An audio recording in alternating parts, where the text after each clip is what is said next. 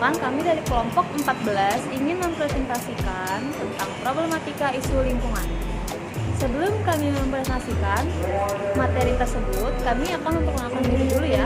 Perkenalkan, nama saya Harwanti Hasna dari nomor NPM 202114500088. Halo, perkenalkan nama saya Fadia Ramadini, NPM 202114500085. Kenalkan, nama saya Lamek Mangar, NPM 2021 14500105.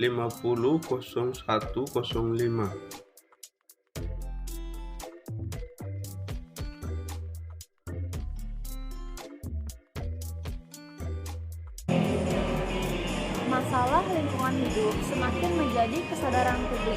Hal ini dibuktikan dengan semakin banyaknya diskusi publik tentang hal ini. Negara juga semakin aktif membuat perjanjian dan peraturan antar negara untuk mengatasi berbagai permasalahan yang ada. Banyak sekali permasalahan lingkungan yang ada di dalam Indonesia. Dan bila kita tidak mencari solusinya, maka itu akan berkelanjutan dan mengkhawatirkan bagi negara kita.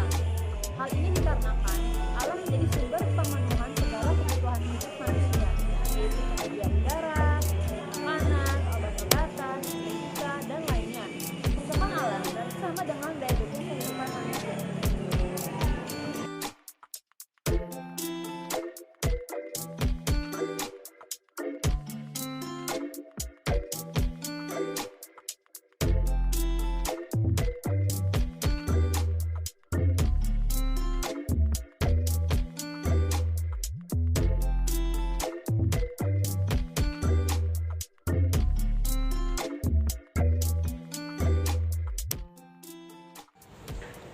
Masalah lingkungan hidup yang pertama adalah polusi atau pencemaran lingkungan hidup.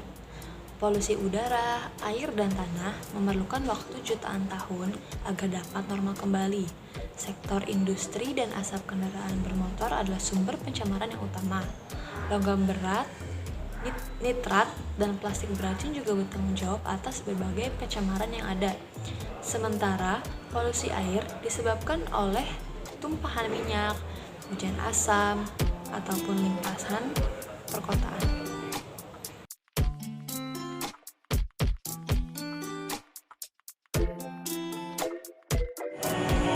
Yang kedua adalah perubahan iklim. Perubahan iklim juga disebut sebagai pemanasan global. Pemanasan global adalah hasil dari praktik manusia seperti emisi gas rumah kaca.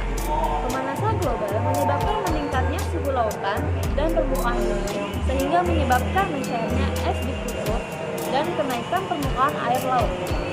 Itu juga mengubah pola alami musim dan curah hujan seperti banjir, salju berlebihan atau penggurunan, dan lain sebagainya. Akibat perubahan cuaca tersebut, berproduksi pertanian sering mengalami gagal panen dan besar peluang terjadinya kebakaran hutan akibat terjadinya musim kering yang berkepanjangan.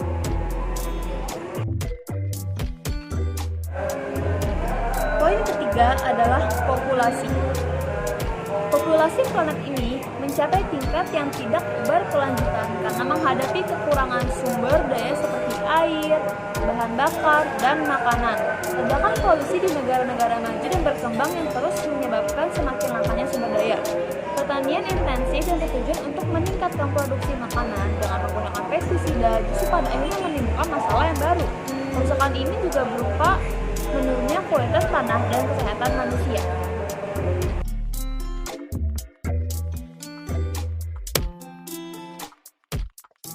Selanjutnya, poin nomor 4, yaitu penipisan sumber daya alam.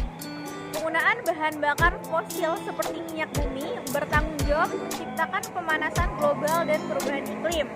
Secara global, mulai banyak pihak yang mulai beralih menggunakan sumber daya terbarukan seperti listrik tenaga surya, biogas, mobil tenaga matahari yang diterapkan oleh negara-negara maju.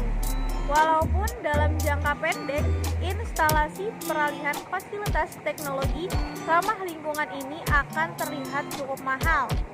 Tetapi, dalam jangka panjang akan sangat murah dibandingkan penggunaan energi fosil dan tidak terbarukan. Nomor 5. Pembuangan limbah. Permasalahan lingkungan hidup selanjutnya adalah pembuangan limbah. Hal ini terutama limbah plastik dan sampah perkotaan seperti di Kali Ciliwung, di Jakarta, atau di kota-kota di Indonesia. Selain limbah rumah tangga, limbah dari sektor industri yang seringkali dibuang ke sungai juga menyebabkan ikan-ikan mati dan hancurnya ekosistem sungai. Padahal sungai-sungai ini penting bagi ekonomi masyarakat dan penting untuk memasak sumber makanan bagi masyarakat. Pembuangan limbah dan masyarakat ini akhirnya menyebabkan pencemaran laut di Indonesia dan merusak ekosistem laut. Sumber perikanan. Tidak kalah penting adalah pembuangan limbah nuklir. Pembuangan limbah nuklir memiliki bahaya kesehatan yang luar biasa.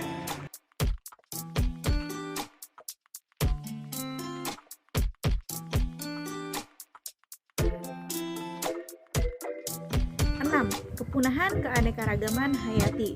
Aktivitas manusia yang menyebabkan kepunahan spesies dan habitat, serta hilangnya keanekaragaman hayati. Aktivitas perburuan satwa yang tidak berkelanjutan untuk memenuhi kebutuhan protein manusia, seperti perburuan telur penyu atau kura-kura di Indonesia, yang menyebabkan kura-kura sungai itu pun punah. Punahnya spesies berarti punahnya sumber pemenuhan kebutuhan hidup manusia. Ekosistem yang menempuh waktu jutaan tahun untuk stabil dan mendukung kehidupan manusia kini berada dalam bahaya bila populasi spesies yang punah atau hilang. Keseimbangan ekosistem terganggu. Kerusakan terumbu karang di berbagai lautan yang mendukung kehidupan laut yang layak menyebabkan ketersediaan ikan di lautan berkurang, padahal populasi manusia semakin bertambah.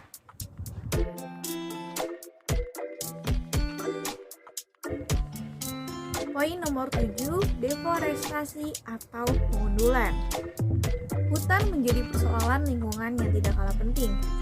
Di dalamnya ada deforestasi, pembukaan hutan untuk mengembangkan sektor perkebunan terutama sawit menyebabkan pelepasan karbon ke bumi sehingga meningkatkan perubahan suhu bumi. Hutan yang sesungguhnya berperan menyerap racun karbon dioksida hasil pencemaran, kemudian mengubahnya menjadi oksigen, membantu menciptakan hujan, menjadi habitat bagi berbagai jenis satwa yang penting untuk mendukung kehidupan manusia, sekarang hancur digantikan tanaman monokultural. 8. Fenomena. Pengesamaan laut ini adalah dampak langsung dari produksi berlebihan gas karbon dioksida CO2. 25% gas CO2 yang dihasilkan oleh manusia. Kesamaan laut telah meningkat dalam 250 tahun terakhir. Pada tahun 2100 mungkin meningkat sekitar 150%. Demikian, menurut situs Global Change, dampak utama adalah pada punahnya karang dan plankton, sumber makanan ikan. Jika ikan kehilangan makanan, apa yang akan terjadi pada manusia?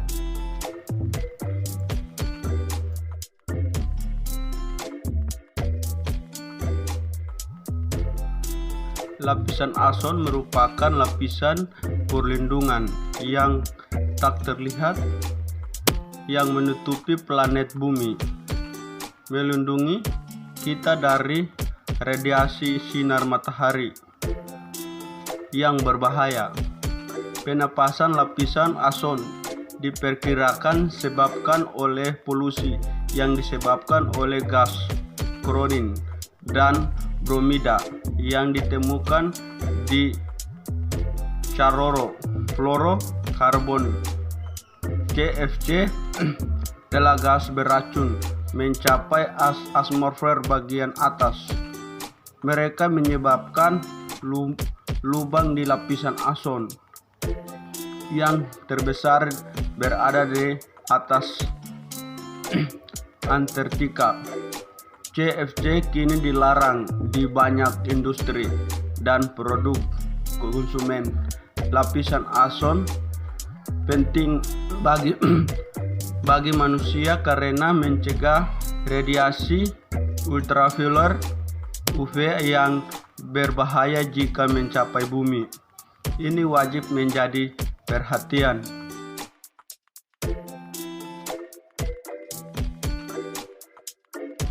Poin selanjutnya adalah hujan asam.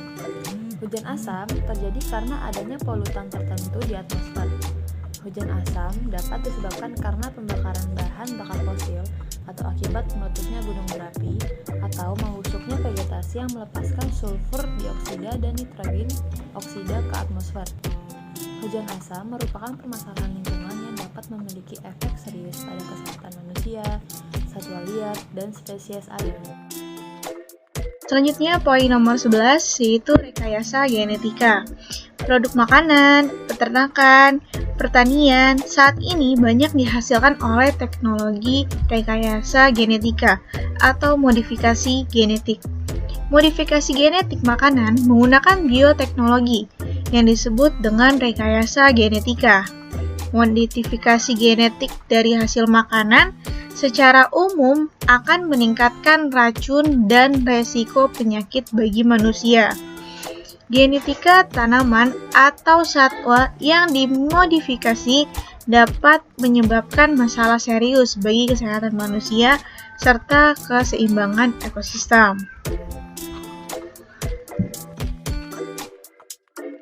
Kelemahan lain adalah bahwa peningkatan penggunaan racun untuk membuat tanaman tahan terhadap gangguan serangga atau hama dapat menyebabkan organisme yang dihasilkan menjadi resisten kebal terhadap antibiotik. Dengan semakin banyaknya penggunaan teknologi rekayasa genetik, maka ini menjadi masalah penting. Cara terbaik dan murah adalah kembali ke teknologi atau produk organik, yaitu tidak menggunakan racun kimia dalam produksi pertanian atau peternakan, sehingga manusia memiliki asupan makanan dan zat gizi yang sehat. Terima kasih.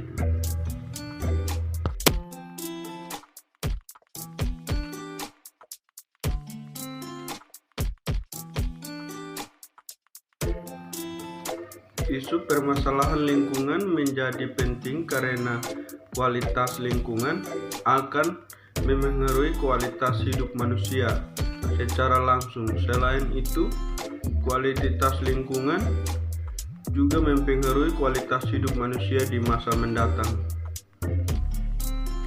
Beberapa cara yang dapat dilakukan untuk mengatasi masalah lingkungan hidup antara lain: melakukan upaya remediasi, membersihkan permukaan tanah dan berbagai macam polutan, melakukan rebiosasi, penanaman kembali hutan yang gundul,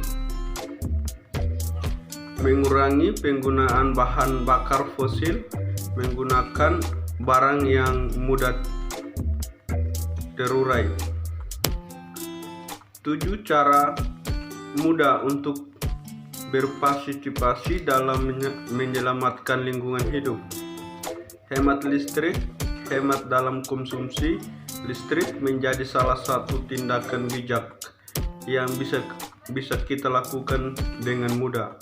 Hemat air, hemat kertas, menanam pohon, mengurangi pemakaian plastik, kurangi penggunaan kendaraan bermotor, terapkan 3R: reuse, reduce, dan recycle. Sekian informasi dari kelompok kami. Jika ada kurang-kurang, mohon dimaafkan. Terima kasih telah menonton dan semoga bermanfaat. Dadah.